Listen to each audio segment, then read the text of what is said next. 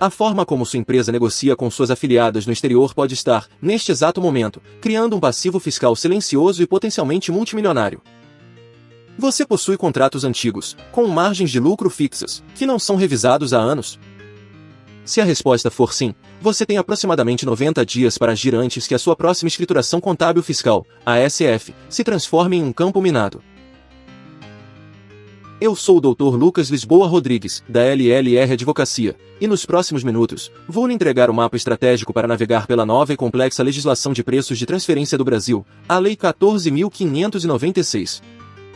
Vamos transformar incerteza tributária em segurança jurídica. Vamos direto ao ponto. Qual é o problema na prática?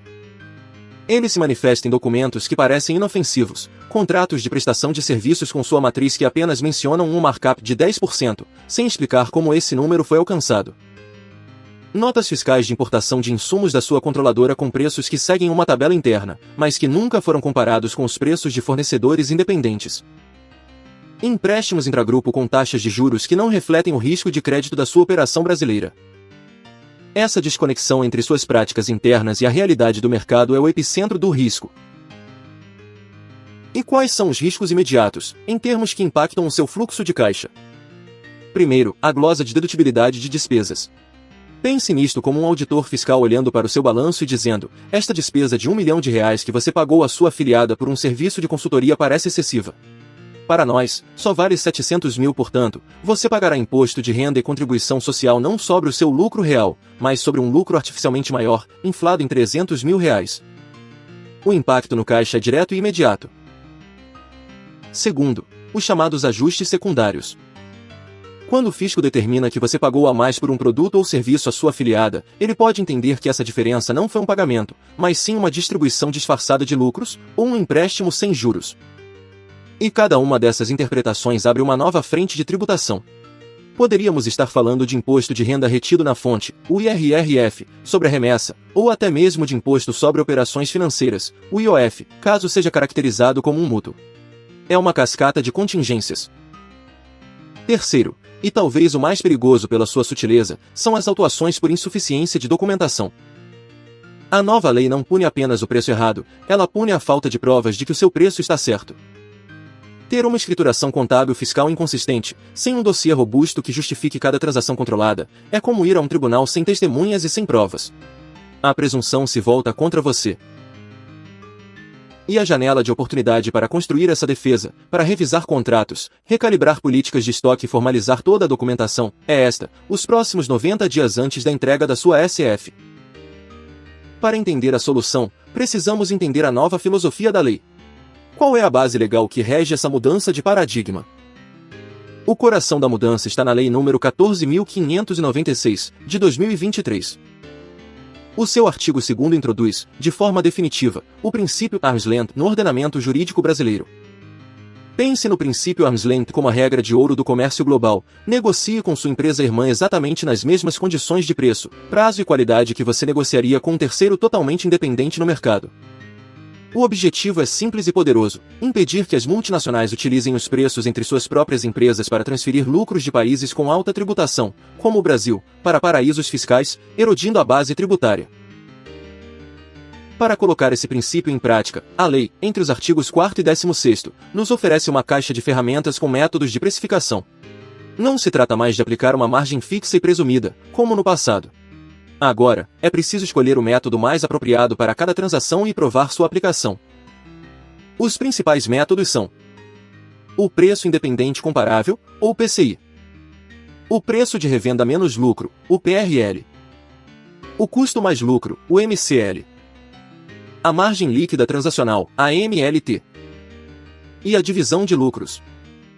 Para commodities, como soja ou minério de ferro, há uma regra específica baseada no preço de cotação em bolsas de mercadorias. Vamos desmistificar os 3 métodos mais comuns. Primeiro, o preço independente comparável, o PCI. Este é o padrão ouro, o mais direto. Ele responde à pergunta: você consegue encontrar uma transação idêntica ou muito similar entre duas empresas independentes para usar como espelho para sua própria transação? Por exemplo, se sua empresa no Brasil vende um software para sua afiliada na Alemanha por 100 euros a licença, o método PCI exige que você encontre uma venda desse mesmo software, ou de um muito parecido, feita por você ou por um concorrente para um cliente não relacionado. Se esse preço de mercado for de 120 euros, você tem um problema. É ideal para produtos e serviços com alta comparabilidade no mercado. Segundo, o preço de revenda menos lucro, o PRL. Pense na lógica de um distribuidor ou varejista. Você importa um produto da sua matriz por um preço X e o revende no mercado local por um preço Y. O método PRL parte do preço final de revenda, o Y, e subtrai a margem de lucro bruta que um distribuidor independente, atuando no mesmo setor, exigiria para cobrir seus custos de venda, gerais, administrativos e ainda ter seu lucro. O resultado dessa conta é o preço máximo que sua importação deveria ter custado. É um método de eleição para operações de distribuição, onde o produto não sofre transformação relevante. Terceiro, o custo mais lucro, o MCL. Agora, inverta a lógica. Pense como um fabricante. Você tem seus custos de produção ou de prestação de serviço. O método MCL parte desses custos e adiciona uma margem de lucro, um markup, que seria praticado em transações comparáveis entre empresas independentes. Por exemplo, se sua empresa no Brasil fabrica um componente e o vende para a montadora do seu grupo no México, você precisa demonstrar que a margem de lucro que você aplicou sobre seus custos de produção é compatível com a margem que outros fabricantes de autopeças independentes praticam. É o método ideal para fabricantes e prestadores de serviço. Além dos métodos, a mesma lei disciplina os ajustes. E aqui está uma ferramenta estratégica fundamental, o ajuste compensatório. A lei reconhece que, ao longo de um ano, os preços podem flutuar e o resultado final pode não estar perfeitamente alinhado ao princípio arm's length. Para isso, a Instrução Normativa da Receita Federal do Brasil, número 2132, de 2023, em seus artigos 75 e seguintes, regulamenta que a empresa pode, por iniciativa própria, fazer um ajuste em sua contabilidade antes da entrega da SF, para trazer o resultado para dentro do intervalo de mercado, sem penalidades. Isso é uma mudança de jogo. É a chance de autocorrigir a rota antes da fiscalização. O prazo final para essa correção, e para a entrega da SF com toda a documentação suporte, é, via de regra, o último dia útil de julho do ano seguinte ao período base. O tempo está correndo. Então, como traduzimos essa complexidade legal em um plano de ação prático de 90 dias? Vamos dividi-lo em 3 etapas. O primeiro passo é criar um mapa de todas as suas transações com partes relacionadas. Importação, exportação, serviços, royalties sobre intangíveis, empréstimos, acordos de compartilhamento de custos. Tudo precisa ser identificado e quantificado. Com esse mapa em mãos, mergulhe nos contratos. Uma cláusula que define o preço como custo mais 10% não é mais suficiente. O contrato precisa ser um documento de defesa. Ele deve especificar qual método de preços de transferência será usado, qual a base de custos, como a margem foi definida com base em comparáveis de mercado, qual a data de precificação para evitar distorções cambiais, e como eventuais ajustes serão feitos. Para serviços, a descrição do escopo e do benefício para a entidade brasileira é crucial. É preciso provar que o serviço recebido não é duplicado e que efetivamente agregou valor. Nesta fase, você decide, transação por transação, qual método é o mais defensável e começa a reunir a documentação para justificá-lo. Preços de transferência não é um assunto apenas do departamento fiscal, é um assunto de operações e de tecnologia.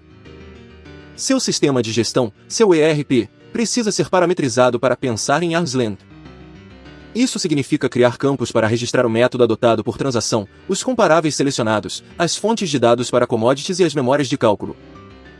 Seus custos padrão precisam ser conciliados com os custos reais para não distorcer a base de cálculo de um método MCL, por exemplo.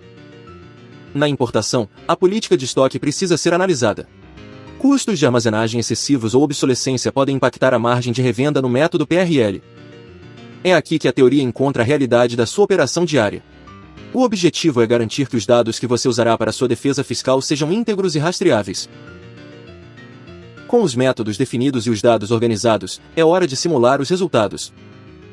Calcule os resultados de cada transação e compare-os com os intervalos de mercado obtidos em seus estudos de comparabilidade. Alguma transação ficou fora do intervalo? É aqui que você usa estrategicamente o ajuste compensatório. Calcule o valor exato do ajuste necessário, documente a memória de cálculo e prepare o lançamento contábil e fiscal para ser efetuado antes da entrega da SF. Paralelamente, compile o dossiê local, O Local File, que é a espinha dorsal da sua documentação. Ele conterá a análise funcional da sua empresa, a seleção e rejeição de métodos, o estudo de comparáveis e todas as justificativas. Finalmente, formalize a sua nova política de preços de transferência em uma ata societária, aprovada pela diretoria. Treine suas equipes de compras, vendas, contábil e fiscal. A conformidade deve se tornar parte da cultura da empresa. E se nada disso for feito? Os riscos, como vimos, são concretos. Há ajustes primários que aumentam sua carga de IRPJ e CSLL em milhões. Há ajustes secundários que podem levar a autuações de IRRF e IOF, com multas que podem chegar a 150%. E multas pesadas por descumprimento de obrigações acessórias, como a entrega de documentação incorreta ou incompleta. É uma economia que, a médio prazo, custa caro demais. Em resumo, o ponto central é este: o novo regime brasileiro de preços de transferência exige uma mudança de mentalidade. Saímos da conformidade baseada em fórmulas para uma conformidade baseada em substância econômica e defesa argumentativa. É preciso ter o método adequado, comparáveis sólidos, contratos claros e, acima de tudo, documentação contemporânea, criada no momento da transação, e não depois. O ajuste compensatório é sua principal ferramenta para mitigar riscos antes que eles se materializem em uma autuação. A sua ação imediata para os próximos 90 dias é clara: diagnostique suas operações, revise seus contratos, teste suas margens, parametrize seus sistemas e prepare uma SF que seja uma fortaleza, não um queijo suíço. Este é um campo complexo, e nosso objetivo aqui é fornecer o mapa, não pilotar o navio por você. Para continuar navegando por estas águas tributárias com segurança e recebendo análises estratégicas como esta, inscreva-se no canal e ative as notificações. A cada vídeo, entregamos uma nova peça do quebra-cabeça da governança corporativa. Este conteúdo é estritamente informativo e educacional, e não substitui uma consulta jurídica individualizada. Cada empresa possui uma realidade operacional e contratual única, que demanda uma análise técnica aprofundada. Se você tiver dúvidas gerais que possam enriquecer o debate, por favor, deixe nos comentários. Será um prazer fomentar a discussão. Eu sou o Dr. Lucas Lisboa Rodrigues, da LLR Advocacia. Agradeço imensamente sua atenção. Na descrição do vídeo, você encontrará as informações de contato do nosso escritório para o próximo passo na jornada de governança da sua empresa.